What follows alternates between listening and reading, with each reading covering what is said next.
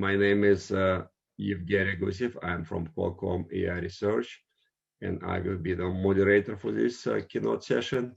It is my pleasure to introduce our first keynote speaker. It's Blair Newman from Neuton.ai, which is a project of a Bell Integrator company. And Neuton is the Chief Technology Officer there. So Blair has over 20 years of experience in this industry, and he has a successful track record of leadership through different projects and companies. Prior to Neuton, he held various leadership positions and role at T-Systems North America, which is a division of Deutsche Telekom, and he was responsible for strategic directions and for leadership in the areas of compute and applications and infrastructure. So I think what he's going to talk today is actually very interesting, how to build very, very tiny models for machine learning using the new novel approach. I think we are really excited to see these results. And Blair, the stage is yours. And again, the reminder: please use the Q&A button at the bottom, and I think we'll get to the questions at the end. All right, thank you, Evgeny, for the introduction and kind words, and of course, thanks to the entire committee for giving us the opportunity to share our new solution, called Neuton. So by way of introduction, just again, my name is Blair Newman. I am the CTO here at Neuton. We're based in San Jose, California. So I know that for most of you, it is in the afternoon, and for myself, it's in the morning. One of the things that I kind of like to begin to kind of start out with is that our mission here at Neuton has always been to bring machine learning to everyone. And when we had the opportunity to begin to work with the TinyML community, I know one of the goals that was shared to myself, that I know that Evgeny kind of speaks about fairly regularly, is how can we make TinyML everywhere, right? How can there be millions of different devices that are enabled intelligently? And one of the things that we appreciate, or I appreciate, is that the community here from a TinyML perspective covers a number of different areas, a number of different demographics. So we have some resources or some people who are on the call that may be new to edge computing, may be new to TinyML. I'm sure we also have some seasoned and more experienced resources from a data science perspective. And then of course, we have some individuals on the business side that is beginning to take a look at how can machine learning, how can TinyML be applied to their business so that they can begin to drive value out of it. And that really, from my perspective, it really overlays really nicely with Neuton, because as I mentioned, our objective is truly to make machine learning available to everyone. But specifically, when we began to talk about TinyML, there's a couple of different things that come to mind. One is, how can we begin to bridge this physical world with the digital world? And that's really the basis of TinyML. And when we are discussing Neuton, we certainly believe that we're not only that missing link that can begin to bridge that physical world and digital world, but more importantly, that we can accelerate it. So that's really our mission, is to how can we really accelerate TinyML throughout the community, not only from a technical perspective, but also from a business perspective as well. And one of the things that we'll be looking to share with you guys today, we call it a novel approach. We'll really kind of share with you guys a different approach that we're taking to machine learning and that we're taking to TinyML, that we believe that all of you guys will get a tremendous amount of value out of. So when we kind of begin to look at or think about, let's say, the journey today, specifically for this discussion, we're going to take a couple of different steps as we go throughout today's discussion. The first is what I like to say is called what is. I think it's very important that we kind of level set on different, let's say, terminologies, how AI is looked at today, how machine learning is looked at today, how edge computing is looked at today, and of course, how TinyML is looked at. But then also the whatnots. What's preventing the acceleration of TinyML throughout the community? And then what I like to call the what ifs, some of the things that maybe a year ago or 2 years ago, when TinyML began evolving, that we wish that we could accomplish. And then the what next. And the what next is what I like to say will be the meat and potatoes of today's discussion, where we'll share with you guys some really new, disruptive, and innovative approaches to building tiny models. So that's what our journey will look like today. So starting first with the what is. Of course, there's artificial intelligence. And artificial intelligence is, of course, it's a very broad stroke or very broad term. A lot of people, a lot of individuals, a lot of organizations, sometimes they struggle with defining AI. They say, hey, we know, or they understand that they need to begin to incorporate this technology into their ecosystem, but oftentimes they have trouble being able to accomplish this. And that's where we begin to get into machine learning. And of course, in addition to machine learning, there can be deep learning, et cetera. But one of the things that we are here to discuss today is how we can begin to bring this intelligence to the edge. And we're going to cover this not only from a technical perspective, but also from a business perspective, because in order for TinyML to really begin to proliferate, let's say, throughout the world, we need to take some key steps to not only ensuring enablement from a technology perspective, but also enablement from a business perspective as well. And we're going to cover that entire life cycle in today's discussion. So let's go to now the whatnot. What are some of the barriers that we've seen that is posing challenges from a TinyML perspective? What is hindering that adoption? What is hindering that acceleration? When I hear the community talk about, hey, how can we have millions of intelligent devices out there? One of the main barriers that are out there is really just the limited amount of resources that are available that can actually successfully implement a machine learning model. But TinyML, I'm sure as you guys know, it covers multiple ecosystems. It not only covers, let's say, machine learning from a machine learning perspective, but also it covers hardware perspective. And then it also covers the integration of those two different technologies. And it's very unique because typically you need multiple different skill sets in order to implement the entire life cycle of TinyML. Then, if you do have those multiple skill sets and you are able to actually produce a model that is meeting your business requirements, now can you successfully implement or integrate that model into that hardware device? And that's something else that we'll be looking to we'll be looking to discuss and cover today. And then from there, once you're in production, how do you know that your model will actually perform as expected? How do you know that it has the quality that you would expect? How do you know that the predictions that you're actually making is actually what your model should be doing? But then after that, how do you know when you need to retrain your model? How do you know when your model may be decaying? And that's another thing that we'll begin to address from a TinyML perspective, is how we're also bringing forward explainability as well. So one of the things that I like to do is kind of invite all of you guys maybe to even make your own list as I go through these next couple of slides. And this is what I call what if. What if you could build a model without having any technical expertise?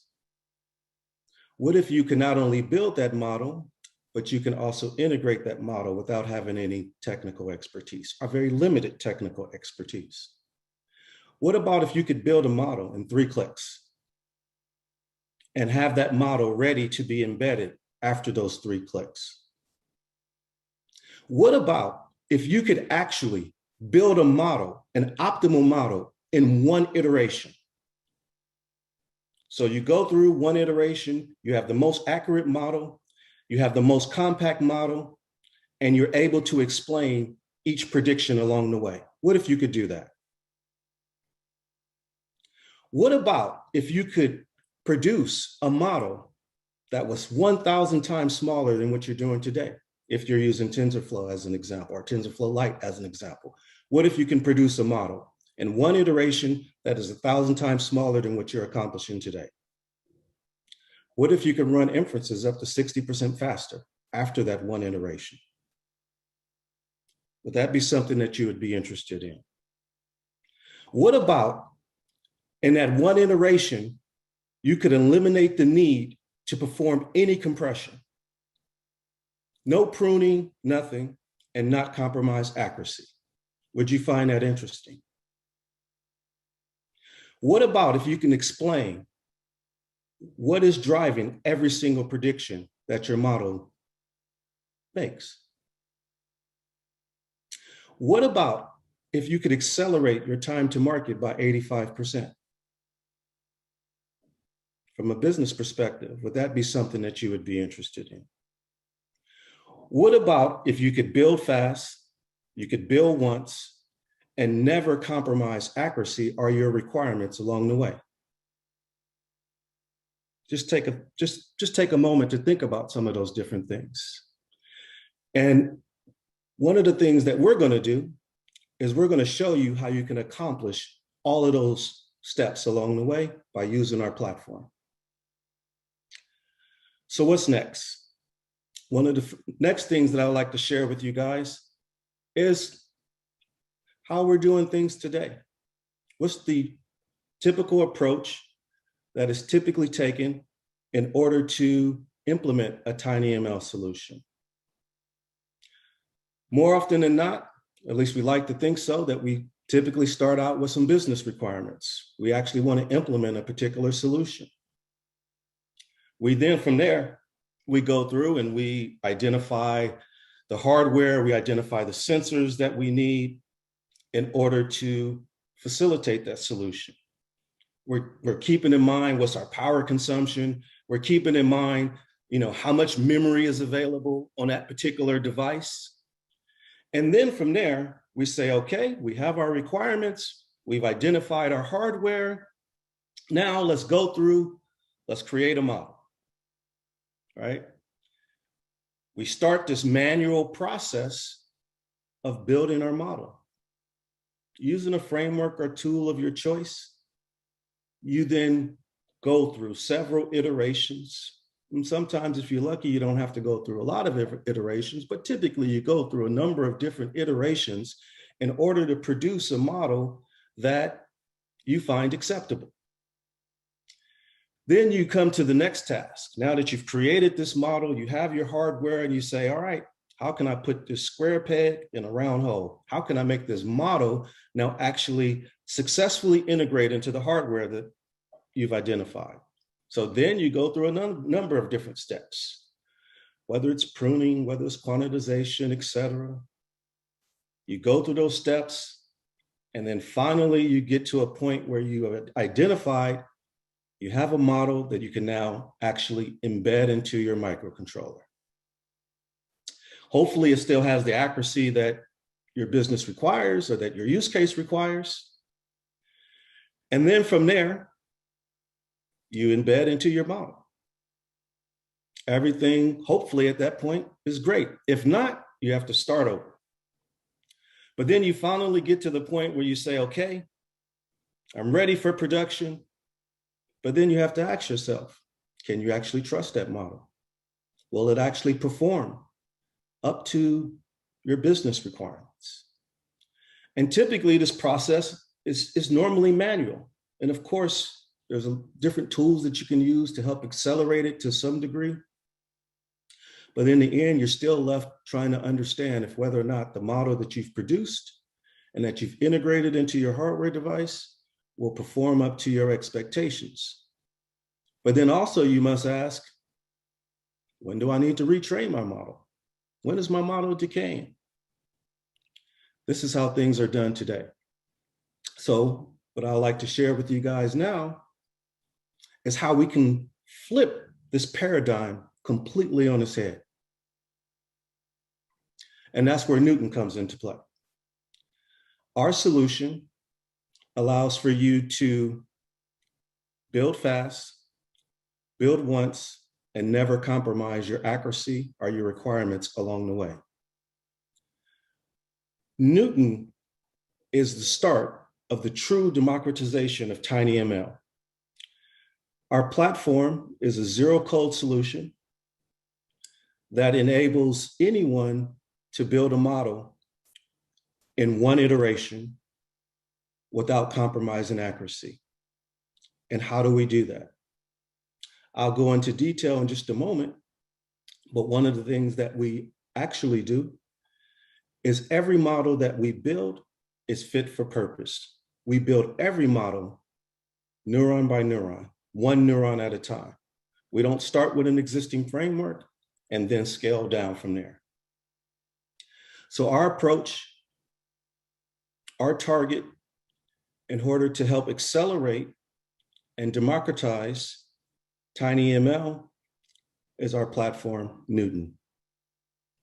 And in doing so, what we're able to see and help our customers realize is that the models that they're producing are 1,000 times, hundreds of times, more often than not, smaller from a coefficient and neuron perspective. In size, they have faster inference times, and of course, they're obviously going to consume less power in comparison to the tools that many of us have been using today, which of course includes Tensor Flow, Tensor Flow Lite, as well as other algorithms that are out there. And in doing so, we're not compromising any accuracy along the way, even though our models are extremely compact.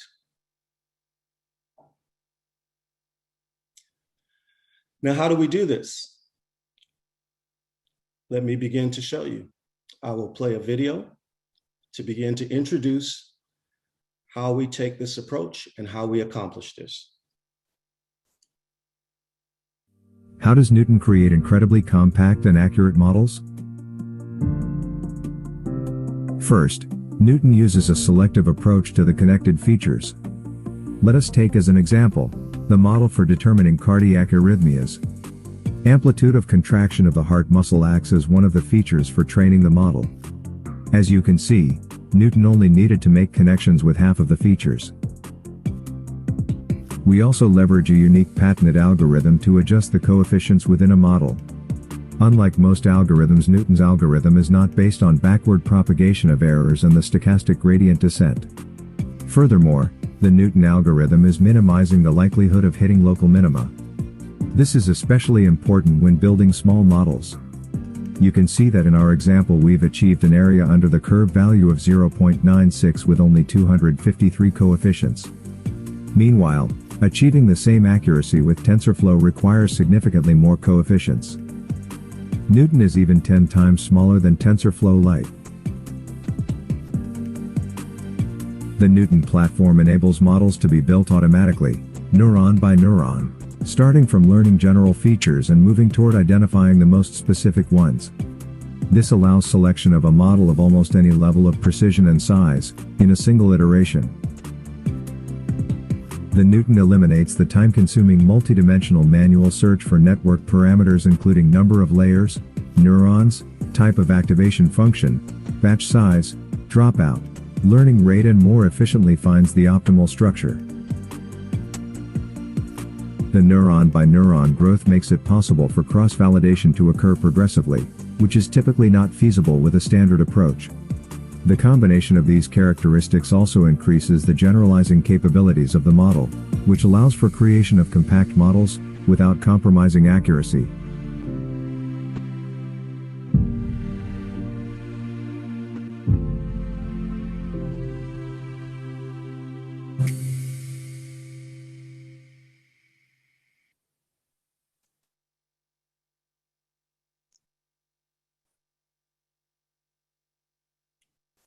Okay, just give me a second to come back to the presentation.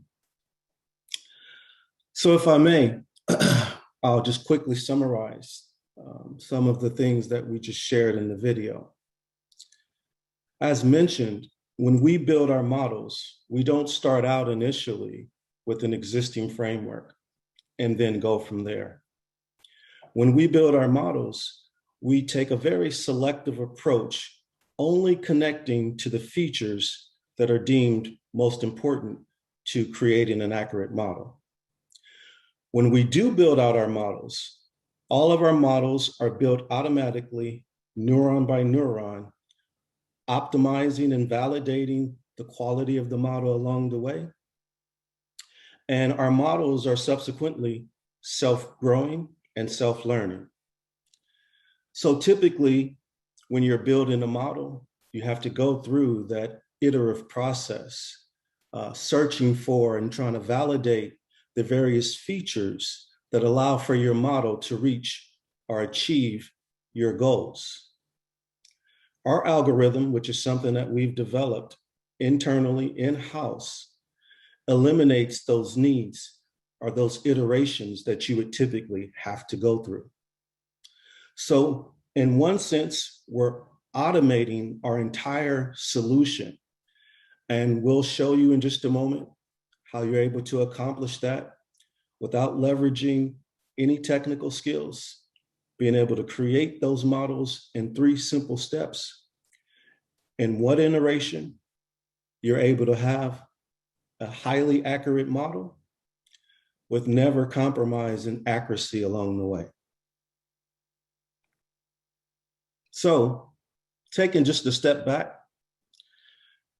when we again take a look at how we got to where we are today, and of course, TinyML over the last couple of years has been accelerating.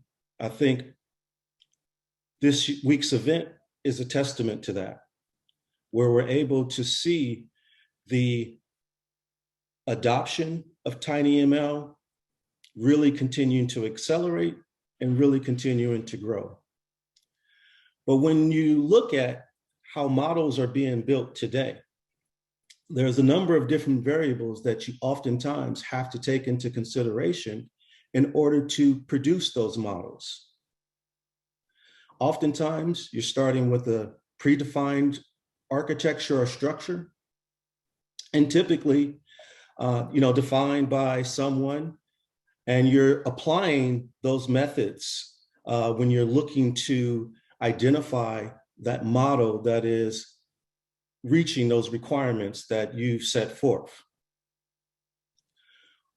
In regards to our solution, only our neuron parameters actually undergo optimization as we build the models along the way. So instead of taking the approach of having a predefined structure, building a model, and then optimizing that model so that it can actually meet your requirements, we take a bottoms-up approach. No longer having to deal with unnecessary growth as it relates to your model or your network size. So our future today, what we're doing from a Neuton perspective. As I mentioned, our solution is not based upon some of the standard approaches that are used today, whether it's backpropagation, whether it's stochastic gradient descent. We limit or eliminate the problems associated with local extremes and plateaus. We help improve the efficiency of each neuron, and we reduce, which allows for us to ultimately reduce the overall network volume. Taking this approach allows for our solution to have a significant amount of potential as it relates to parallelization, And as we're building our models, it allows for us to have permanent cross-validation. Our models, as we are building those models neuron by neuron, also includes overfitting control along the way. So our models build dynamically, which allows for us to achieve the most maximum generalization ability. Ultimately resulting in a model that is extremely compact and is allowing for you to reach your requirements in one iteration. So as I mentioned, we eliminate the need or the necessity to perform any network architecture searches that you may typically do today. We're optimizing, our optimization occurs neuron by neuron as we build the model. And we ultimately don't require the need for quantization, pruning, or distillation, which ultimately allows for us to not compromise accuracy along the way. So what does this do? This allows for our solution to be embedded into any microcontroller.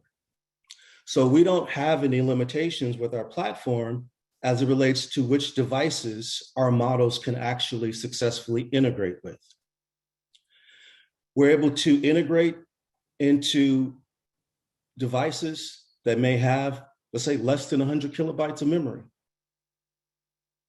So our solution allows for our customers to not be defined by hardware, because our solution can actually build the models, and you can define along the way which size of the model you would like or that meets your requirements.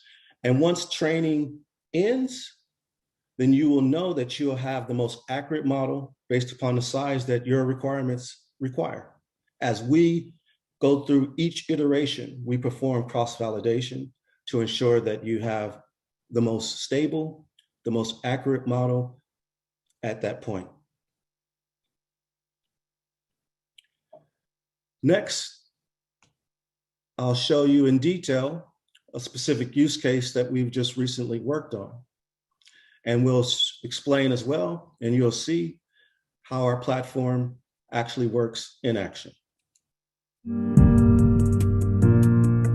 Let us take a look at an example of a model used to determine cardiac arrhythmias from cardiogram data. We would like to leverage the created model to predict whether there is an impending arrhythmia or not by running inferences on the microcontroller, without sending the corresponding sensor data to the cloud. During this process, we will show the complete life cycle from training, leveraging Neuton Platform, to successfully embedding the model in a microcontroller. In addition, we will show the same process while leveraging Tensor Flow. So, in order to train a model on the Neuton Platform, you must simply load a CSV file with historical data, in this case various cardiograms, where arrhythmia is noted. The file contains more than 11,000 rows. Amplitudes of contractions of the heart muscle act as features for training the model. We select the appropriate task type and target metric. Neuton provides a number of settings to work with microcontrollers. In this case, we choose 8-bit depth support, then we start training. At this point, everything else happens automatically. Our manual effort to get to this point is minimal at best, oftentimes less than 2 minutes. At this time, the training on the Neuton Platform has concluded. Upon completion, we have realized the following model characteristics: area under the curve equals 0.96, a model size of 0.7 kilobits, and with the number of coefficients totaling 253. This is an excellent result. Now our model is ready to be embedded into a microcontroller. So I'd like to just take a moment and just stop here briefly and just really give an overview, a highlight what you just saw.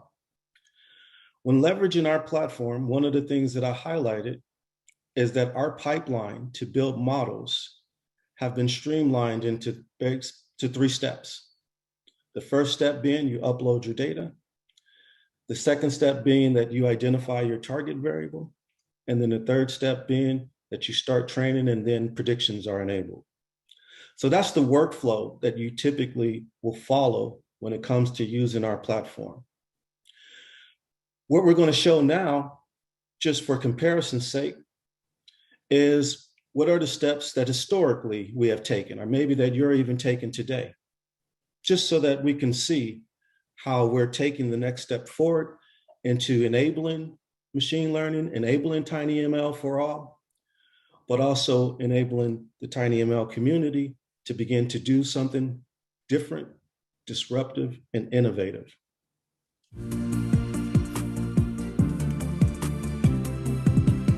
We begin building a network while leveraging Tensor Flow. We first begin by looking for the optimal architecture while also looking to sort out the associated parameters. Here are a list of other potential settings that must be handpicked and validated. This is a long, random and laborious process that does not guarantee finding the optimal structure. We will show the example and results if just one of the many available parameters are selected for the given network architecture. This absolutely cannot be done without special training. In addition, we must spend several hours iterating over these parameters. We begin by initializing the network with one hidden layer, after which we will train and validate the model. We have set aside 20% of the training data as a holdout set for validation. Now that the network is trained and validated, we can see that we have achieved a model accuracy of 0.857 measured with the metric area under the curve. This now becomes our baseline. Let's add one more hidden layer and see if it will improve our results. To see the updated results due to our changes, we must train and validate the model once again. As a result, we can now see that our accuracy has increased significantly, and the measured metric has increased up to 0.96. Let us now change the activation mode of the previously added layer from ReLU to TANH and see what happens. As we know, this is a random and iterative process that occurs when building a model. We now see that our result has decreased in comparison to the previous iteration. Let's discard the activation change from the last step, since ReLU clearly provides better results. Again, taking another step in the iterative and manual process of model building, we will now add another 3 hidden layers, all with the ReLU activation function, and see if this will improve our metrics. We can see that our new score is now 0.956, which is a clear indication that our resulting model is overfit. Let us now once again change the activations of the previously added layers to TANH. In this case, we can see that our model got stuck in the local minimum. This time, let's change the activation of just one hidden layer from TANH to ReLU. We can see that our model has once again experienced overfitting. After reviewing the previous 2 iterations, we can easily draw the conclusion that our model from 2 steps ago produces the most optimal results. Here is summary of all the differing and necessary steps we took in order to identify the most optimal model. After several hours of iterating over various parameters, we created a model in Tensor Flow with similar characteristics as it relates to model accuracy. However, the model size is indeed much larger than the results we would typically see with Neuton. Neuton's model is 47 times smaller than Tensor Flow. However, you cannot embed model immediately. We need to reduce it using the TensorFlow Lite converter. We can see that the firmware does not fit into the flash memory of the targeted microcontroller.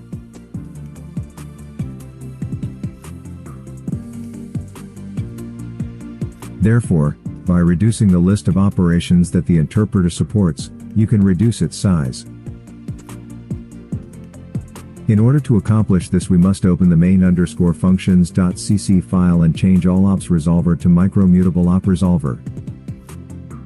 Our model requires only 5 operations.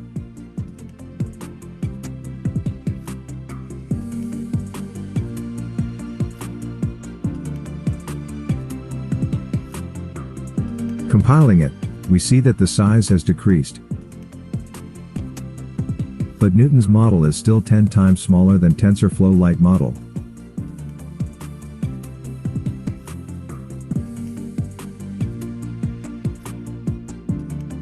Now our model is ready to be embedded into a microcontroller.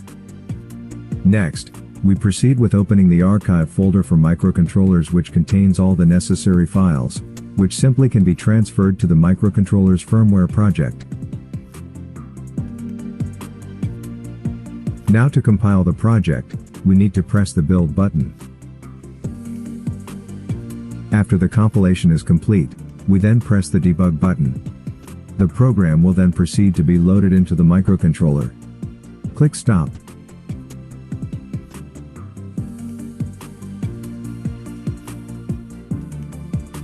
Everything is ready to run inference in the microcontroller. Next, we take data from a digital cardiograph as input data and transfer it to a microcontroller. If the red light comes on, then an arrhythmia is detected during the reading. Now we see that the green light has turned on, which tells us there is no arrhythmia detected with this particular reading. We see that the light has now turned red once, which tells that everything is once an anomaly within the reading has been identified. We perform similar operations for the Tensor Flow light model. As we can see, most of the time was spent on manually selecting the neural network architecture, selecting parameters and converting the model, compressing it, and reducing the number of operations. Now let's summarize the results. We see that with the help of Neuton we managed to automatically, just in one iteration, build a model that is 10 times smaller than even TensorFlow Lite. It utilizes 3.5 times less RAM. It demonstrates 2.5 times faster inference time. We also considered other comparable solutions such as Edge Impulse, which has TensorFlow Lite under the hood, however eliminates the usage of an interpreter to decrease memory usage and inference time. Nevertheless, we still experienced lower model accuracy and increased inference time and still a materially larger model size than Neuton. And most importantly, working with Neuton does not require any special qualifications and implies little human effort to launch similar projects. Neuton's model allows predictions to be made at 2 milliseconds, which is almost 460 times faster than the average heart rate.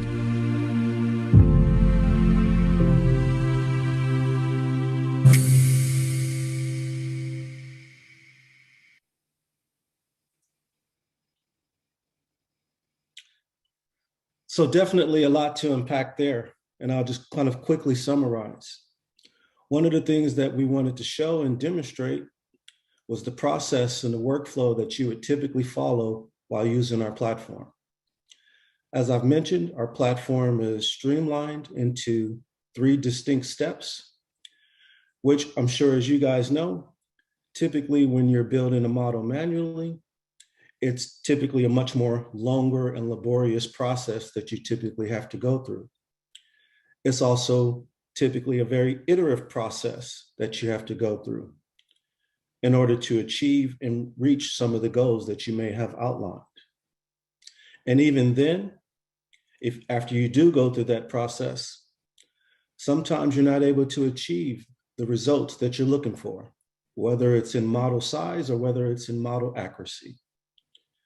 And that's where, of course, where historically we've had the opportunity to use TensorFlow Lite in order to reduce that model size, oftentimes at the sacrifice of our requirements. You're taking, more often than not, that top-down approach in order to build a model, where with Neuton, we're taking a much more bottoms-up approach, building those models neuron by neuron, never requiring at any point to have to apply any of those additional techniques so that you can get the model size to meet your requirements from a hardware perspective. A lot of times that requires a number of different skills in order to produce those results. Since we have an automated solution, we've really reduced those skill profiles to where sometimes it requires 3 to 4 different skill profiles. Well, with our solution, it oftentimes just requires 1. Now, what are we doing today? We did show you or highlight to you one of the use cases where we're using some sensory data, but I also kind of wanted to give you guys an overview so you have a better understanding of the platform's current capabilities and where we're going to in the future. Right now, our solution is solving regression problems, time series problems, classification problems, binomial and multinomial, as well as NLP.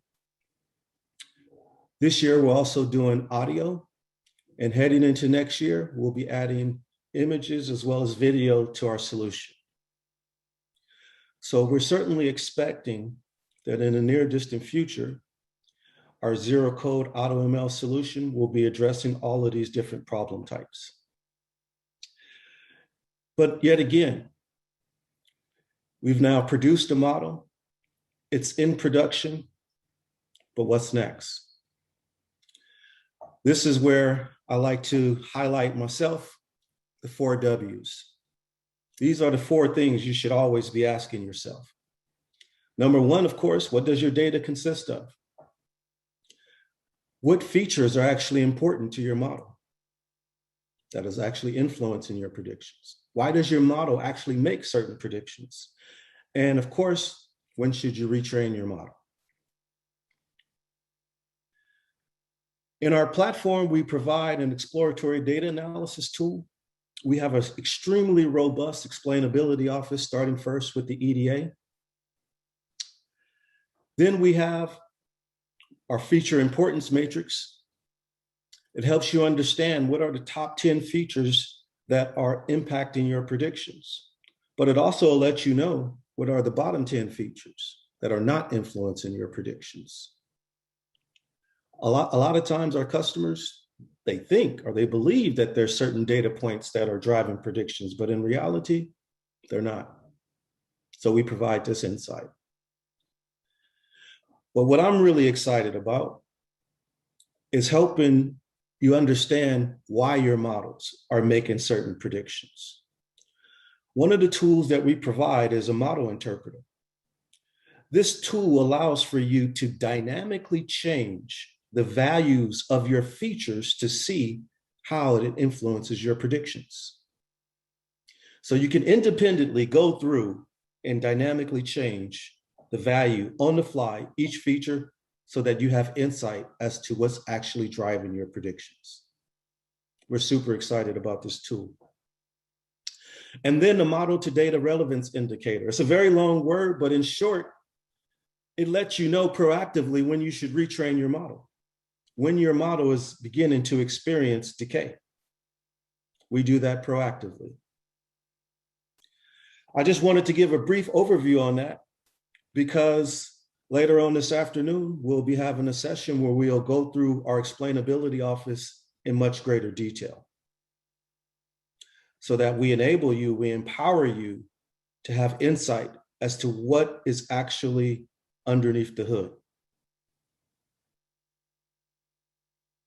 Now, beginning to summarize, at the beginning of the discussion, I began to highlight a number of different what ifs.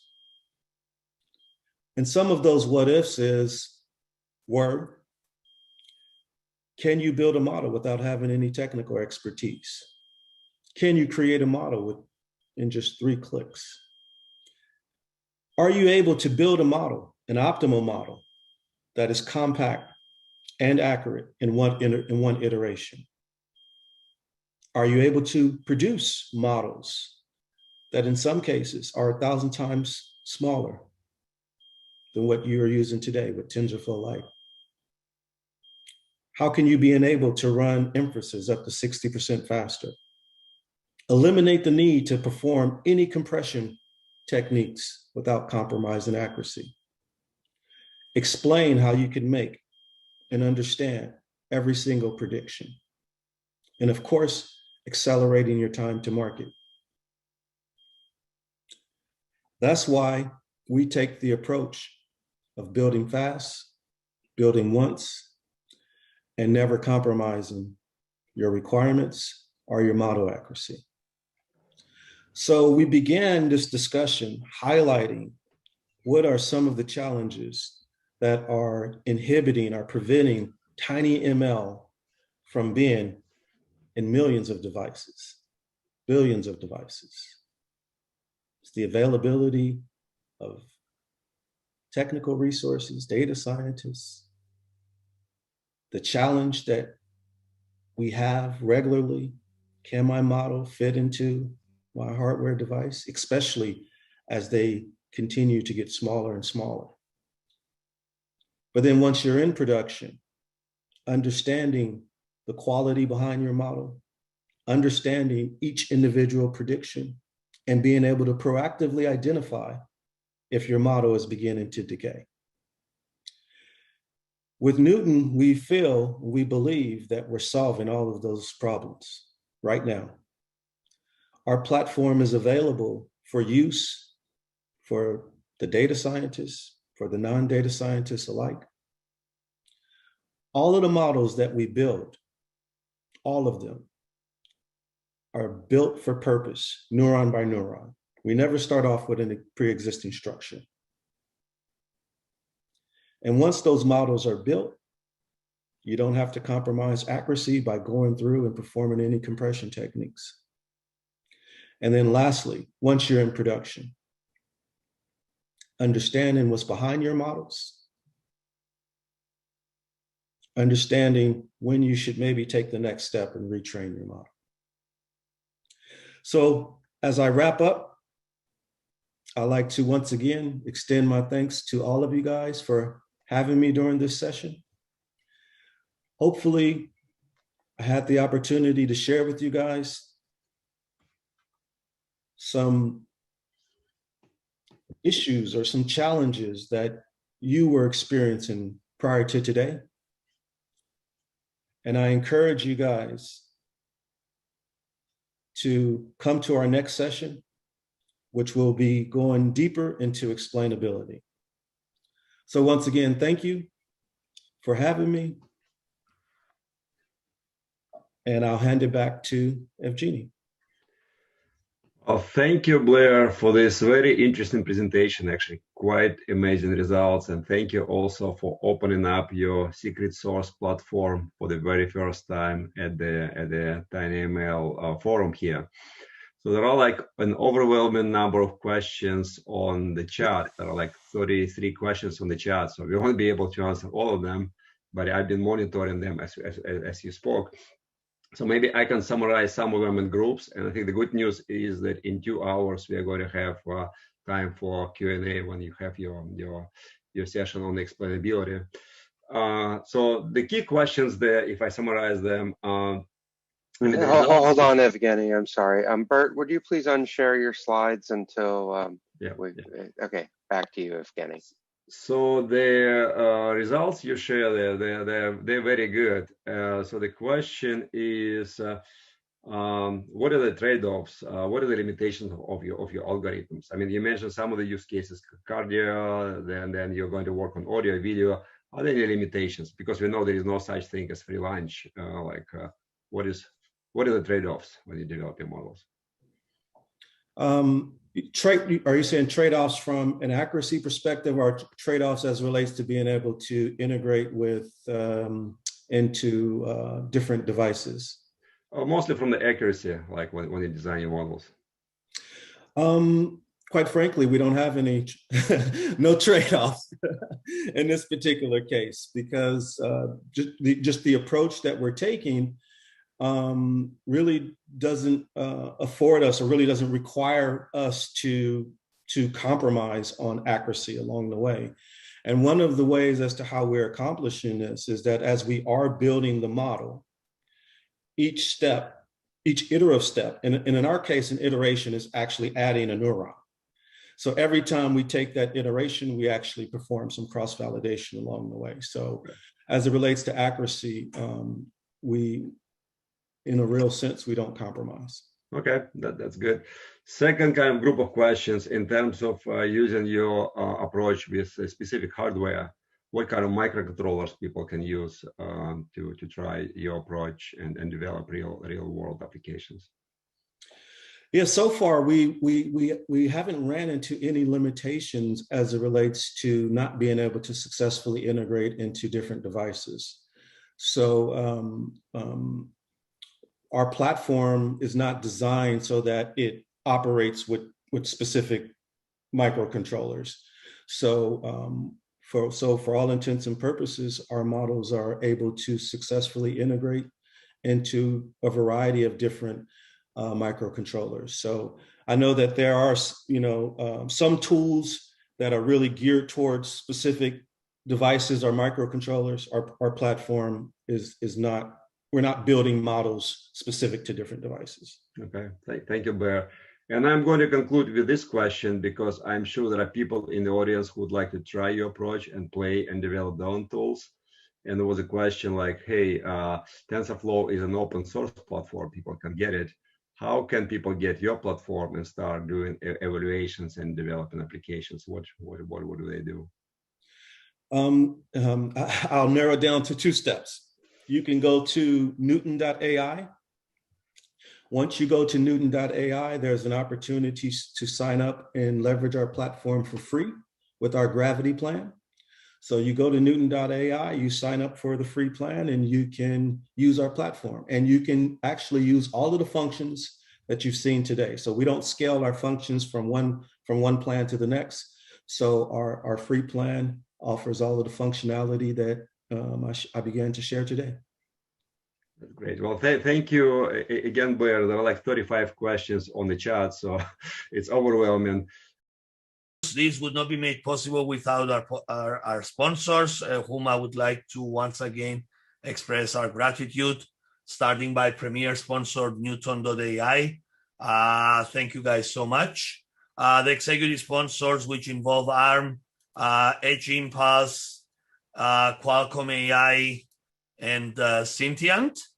The platinum sponsors, which involve Infineon, Reality AI, the gold sponsors, which involved Latent AI, SenseML, and last but not least, our silver sponsors, which involve EMSA, Greenwaves, Kixo, Imagimob, HOTC, Seed Studio, and ST Microelectronics. Thank you, everybody. See you all tomorrow with more exciting features.